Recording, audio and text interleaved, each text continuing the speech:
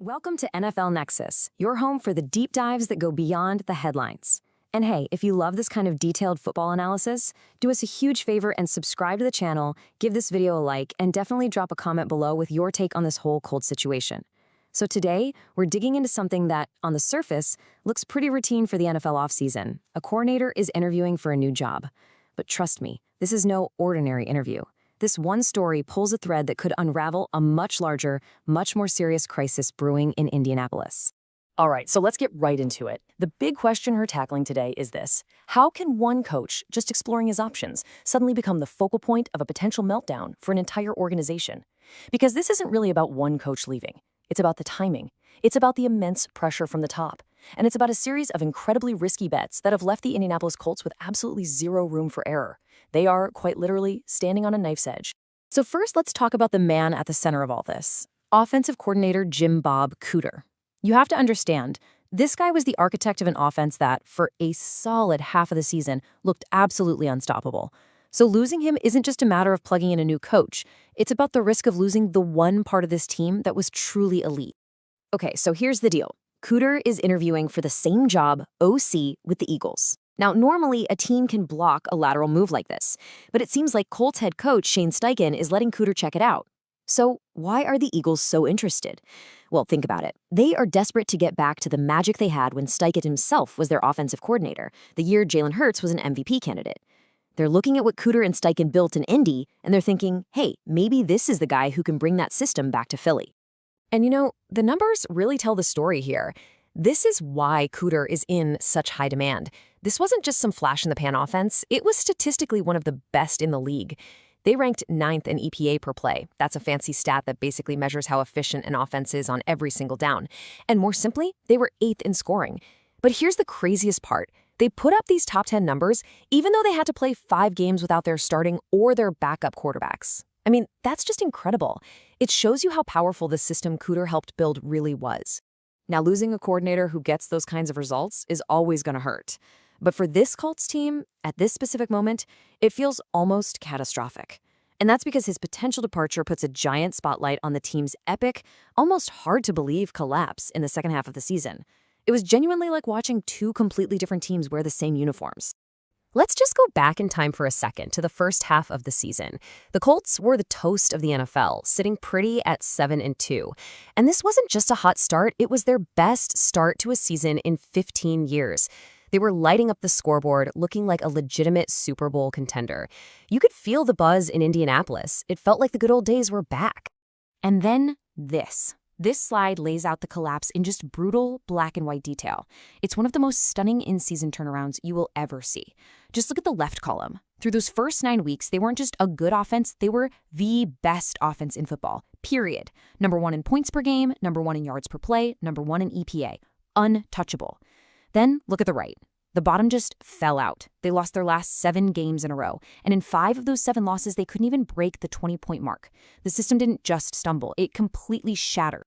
So how on earth does something like that happen? Well, this timeline shows you the dominoes falling one by one. And it all started with their quarterback, Daniel Jones, who was having a career year. The first crack appeared when he fractured his fibula right before a big game against the Chiefs. Now, the team said he could play through it, but that Week 11 game was the pivot point. They had a commanding 20-9 lead in the fourth quarter, and the offense just couldn't get a single first down to put the game away. They lost. That was followed by a pathetic 16-point effort against a division rival. And then, in Week 13, the final nail in the coffin. Jones tears his Achilles. Season over. And with that, the team's spirit just broke. They didn't win another game. When a team collapses that spectacularly, the blame doesn't just stay in the locker room. It always travels up. The pressure goes straight to the top of the organization, putting both the general manager and the head coach directly in the hot seat. And in this case, the owner has made it abundantly clear that the time for making excuses is over. And here she is. This is the team's owner, Carly Gordon, and she is not holding back. She calls it a tale of 2 seasons, but then she gets to the real heart of the issue. We just have to be able to face adversity better. When you're an owner, that's a direct shot at the team's toughness, its culture, and ultimately its leadership. She's saying that when things got difficult, when their star quarterback went down, the whole operation just crumbled.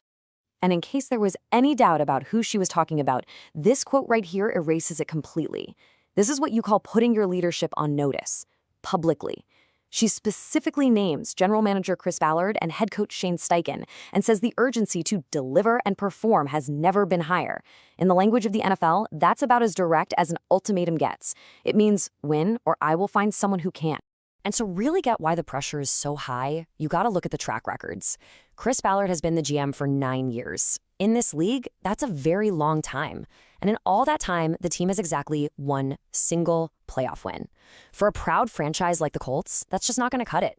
Then you've got Shane Steichen, who in 3 seasons has a losing record. Now get this, his predecessor, Frank Reich, was actually fired mid-season with an overall winning record. So the standard in Indianapolis has clearly been raised and patience has worn thin. So you've got this intense win-or-else pressure from the owner. What makes it 1,000 times worse is that the front office has already gone all in. They've made some huge, risky bets that have completely taken away their safety net. There is simply no margin for error here because they don't have the resources to easily fix things if they go wrong. And this right here, this was the big one. This was the gamble that has defined their entire situation.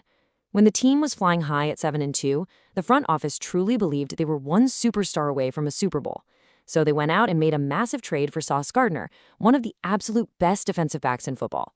It was the definition of a win-now move, basically screaming to the world, we're sacrificing our future for a title right now.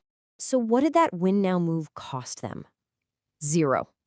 That is the number of first-round draft picks the Indianapolis Colts own until the year 2028. They traded their next 2 first-rounders to the Jets. And the worst part, because the team completely collapsed after the trade, the pick they sent over for this year's draft is now a very, very high one. So they gave away their most valuable assets for a player who ended up being part of a 7-game losing streak. You just can't make a bigger miscalculation than that.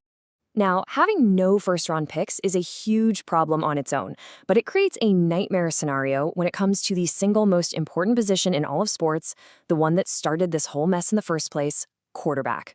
Without high draft picks, the easiest path to finding a franchise QB is just gone. They are essentially stuck with what they've got, and what they've got is a giant, terrifying question mark.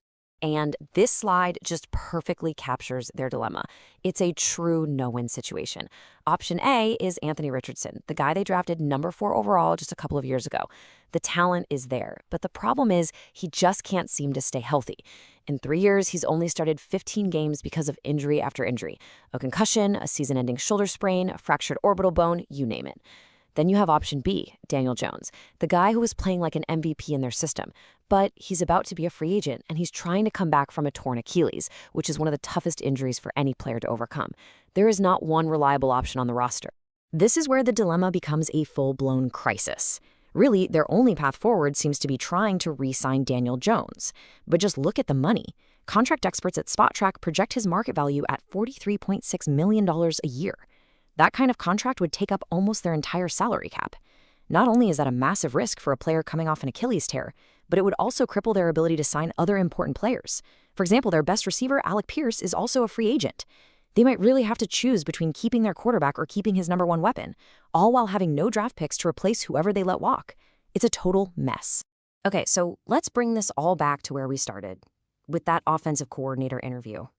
When you put it all together, the owner's ultimatum, the empty draft cupboard, the impossible quarterback situation, the decision of who replaces Jim Bob Cooter, if he leaves, becomes so much more than just filling a coaching vacancy. This is, without a doubt, a make-or-break hire for the entire regime. And that's the real challenge for Steichen and Ballard. They're not just looking for a coach who can draw up creative plays. They need to find someone who can walk into this unbelievably difficult situation and get results yesterday. They need a guy who can either figure out how to keep an injury-prone Anthony Richardson on the field and productive, or squeeze every last drop of talent out of a very expensive Daniel Jones post-injury, all while knowing there are no first-round prospects coming to help out. It is a massive, massive ask. So when you boil it down, they really have 2 options here. Path number 1 is to promote from within. This is usually seen as the safe option. You pick a coach who's already in the building, who knows the players, who knows Steichen's system. It provides continuity, which might be smart given how fragile everything is. Path number 2 is to hire from the outside. This is your higher risk but potentially higher reward move. You bring in a fresh voice, a new philosophy, and hope that a total shakeup can spark some magic that the current system is missing. And this is a look at the actual candidates, and you can see they fall into a few distinct groups. The internal guys include Alex Tanney, who has a long history with Steichen, but the really interesting internal name is Tom Manning, the tight ends coach.